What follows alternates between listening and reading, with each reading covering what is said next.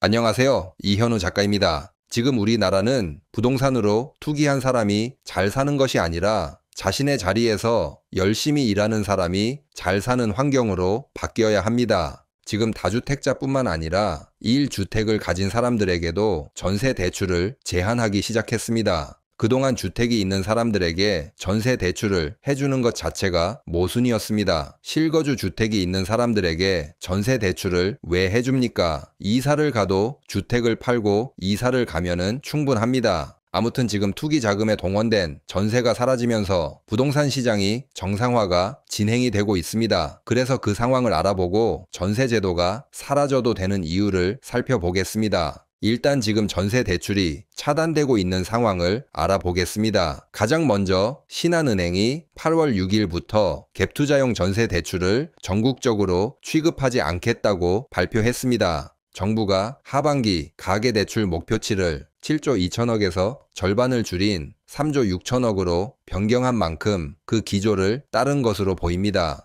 그리고 다른 은행들도 약간 다른 방식으로 전세 자금 대출을 줄이고 있습니다. 하나은행은 9월부터 주담대와 전세 대출 신규 신청을 중단했고 우리은행도 수도권에 있는 주택에 대한 담보 인정 비율을 낮췄습니다. NH농협은행, SC제일은행 등 다른 은행들도 주담대와 전세 대출을 줄이고 있습니다. 이렇게 대출이 줄어들면은 지금 1주택자들 중 전세 대출 받아서 갭투자한 사람들은 아파트를 팔던지 보증금을 돌려주고 자신의 주택으로 들어가던지 두 개 중 한 가지를 선택해야 합니다. 지금 아파트가 거래가 안 된다고 하지만은 약간 손실 보고 가격을 싸게 내놓으면 해결됩니다. 하지만 만약 돌려줄 보증금을 가지고 코인을 하다가 손실을 보았다면은 그대로 경매로 가게 될 것입니다. 어느 방향이 되었든 시장의 물량이 늘어나게 되고 시장은 정상화될 것입니다. 그리고 지금 6.27 대책 이후 대출이 확연하게 줄어든 모습이 나타나고 있습니다. 5대 은행 기준 가계대출 증가액이 7월에 3분의 1 정도가 줄었습니다. 가계대출 증가 속도가 줄어들자 부동산 상승 역시 한국부동산 원자료 기준으로도 그 상승폭이 줄어들고 있습니다. 그리고 7월에 증가한 대출은 6.27 대책 이전에 계약한 물량들로 보입니다. 지금 부동산 계약이 거의 사라지고 있는 만큼 8, 9월이 되면은 가계대출의 증가 추세는 더욱 줄어들 것으로 보입니다. 이렇게 되면은 부동산으로 가는 대출 거품이 확실히 줄어들 것입니다. 무엇보다 정부가 대출을 틀어막는 강도를 계속 올리고 있는 만큼 시장 참여자들이 앞으로는 대출이 안 되겠구나. 대출 받아서 부동산 투자하다가 잘못하면은 신용불량자 될 수 있겠구나. 이렇게 생각할 것입니다. 이런 일관된 대출 차단 정책을 유지한다면은 부동산 투기 심리가 확실히 꺼질 것입니다.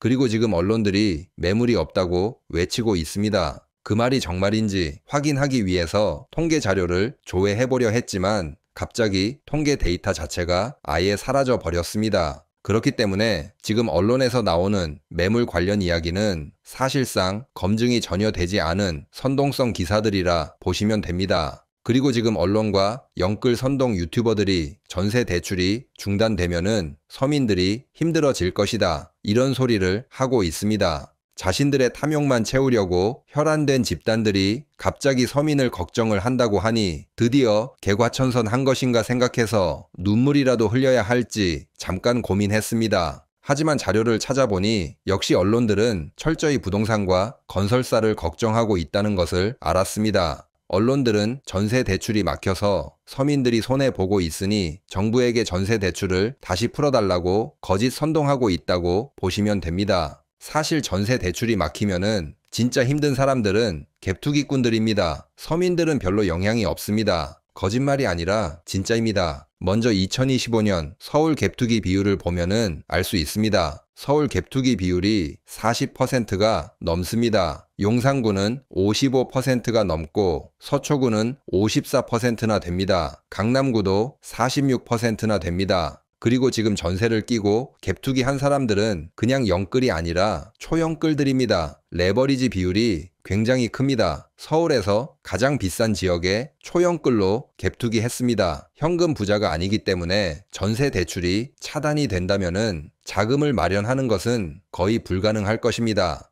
결국 지금 진짜 급한 사람들은 갭투기한 사람들입니다. 그리고 지금 제 유튜브나 다른 유튜브의 댓글을 살펴보면은 전세 대출을 없애야 한다는 의견과 외국인 부동산 구매를 제한해야 한다는 의견이 압도적으로 많습니다. 저도 모두 동의하는 의견으로 오늘은 전세 대출이 왜 서민을 위한 제도가 아니고 투기꾼을 위한 제도인지 잠깐 살펴보겠습니다. 외국인 부동산 구매 제한은 다음에 다루도록 하겠습니다. 일단 전세가 더 이상 서민을 위한 제도가 아니라는 것은 아파트 전세 가격을 살펴보면 됩니다. 서울에 있는 반포레미안 아이파크 전세 시세는 거의 13억부터 시작합니다. 13억 전세는 진짜 대한민국의 서민이 사는 전세 가격으로 볼 수 없습니다. 서울에서 조금 떨어진 신도시만 가도 마찬가지입니다. 예를 들어 동탄역 근처에 있는 아파트 전세도 6억이 넘습니다. 진짜 대한민국 서민들이라면은 6억 아파트 전세도 굉장히 부담스러운 금액입니다. 지금 인스타에서 평균이 올라가서 그렇지 우리나라 사람들 약 60%가 되는 사람들은 순자산이 3억 미만입니다. 이런 상황에서 전세는 더 이상 서민들에게 주거 사다리 역할을 못하고 있습니다. 전세라는 사다리 자체가 너무 무겁고 비싸졌습니다. 진짜 서민들은 저 사다리를 구매할 수도 제대로 들 수도 없습니다. 그러면 빌라나 오피스텔 전세는 그래도 저렴하지 않냐? 빌라나 오피스텔 전세를 이용해라. 이렇게 말할 수 있습니다. 이렇게 말하는 사람은 진짜 정신이 들 때까지 몽둥이로 마사지를 해야 합니다. 지금 빌라나 오피스텔 전세는 내 집 마련으로 가는 주거 사다리가 아니라 진짜 지옥으로 내려가는 사다리가 되었습니다. 지금 수많은 서민들의 자녀들이 빌라나 오피스텔에서 전세 사기를 당하고 세상을 등졌습니다. 그리고 전세 사기를 당한 사람들은 하루하루가 지옥으로 변했습니다. 결국 빌라나 오피스텔 전세는 사기꾼만 배불리는 시장이 되었습니다. 아파트 전세는 서민이 감당할 수 없는 전세가 되었고 빌라와 오피스텔 전세는 지옥으로 내려가는 사다리가 되었습니다. 그리고 전세 가격이 주택 가격을 끌어올리고 있다는 통계는 쉽게 찾아볼 수 있습니다. 이미 국토연구원에서는 국내 주택시장은 전세 가격, 갭투자, 금리, 주택담보대출이 주요 변수로 작용하고 있다고 분석했습니다. 그 중에서 전세 가격이 1% 상승할 경우 매매 가격은 0.65% 오르고 갭투자 비중이 1% 증가하면은 매매 가격은 0.148% 상승하는 것으로 나타났습니다. 전세 가격 상승과 갭투자 증가는 부동산 거품을 만들어내는 역할을 하고 있습니다. 이제 전세 제도는 서민들의 주거 사다리 역할에서 투기 자금 조달 창구로 변질되었습니다. 이제 전세 대출이 확실히 제한된 만큼 부동산 거품을 일으킬 수단이 하나 사라졌습니다. 진짜 전세 대출만 잘 막아도 부동산은 쉽게 빠르게 정상화될 것입니다. 절대 몰래 다른 대출길을 열어주면 안 됩니다. 지금은 부동산 정상화가 대한민국을 살릴 유일한 길입니다. 그리고 마지막으로 경제 공부가 필요하신 분들, 기득권에게 속지 않는 경제 지식이 필요하신 분들은 제가 쓴 책 모르면 호구되는 경제상식 시리즈를 꼭 구매해서 읽어보시기 바랍니다. 구매 링크는 고정 댓글에 있습니다. 그럼 오늘 영상 마치겠습니다. 감사합니다.